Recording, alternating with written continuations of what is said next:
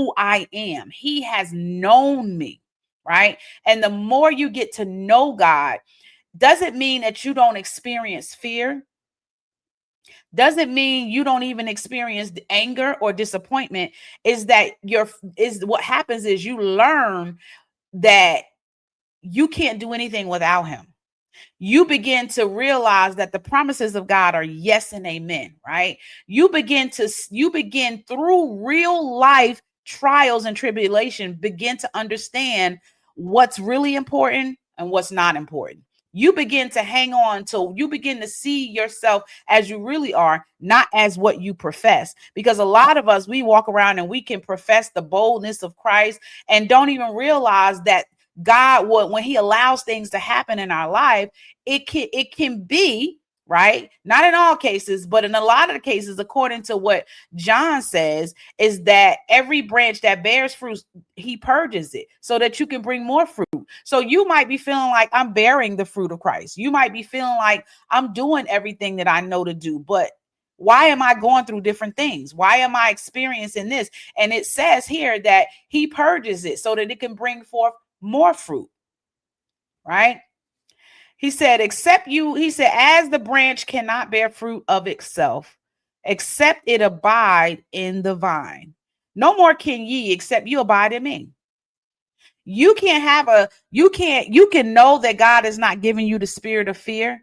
You can know that he's giving you power, love, and a sound mind. You can know that intellectually, but it's not until you till you're in the midst of adversity or you're in the midst of something that's trying that you really begin to see, hold on, wait a minute, right? I know that if something is going on in my life and I am in aligning myself up with the will of God and things are happening, then there may be some pruning. There may be some area where God may be trying to get the glory out of my life. That means that he may be demonstrating to people around me, whether it's in my family or my friends, or whether it's people on my job and my business. He might be trying to use the things that you're going to show them that I'm in control, that no matter what's going on in their life, I am still in control. And my mind is sound because my trust is in him. I am the vine, and you are the branches. He that abideth in me, and I in him, the same bringeth forth much fruit. For without me, you can do nothing. I'm going to say that again. I am the vine, and you are the branches.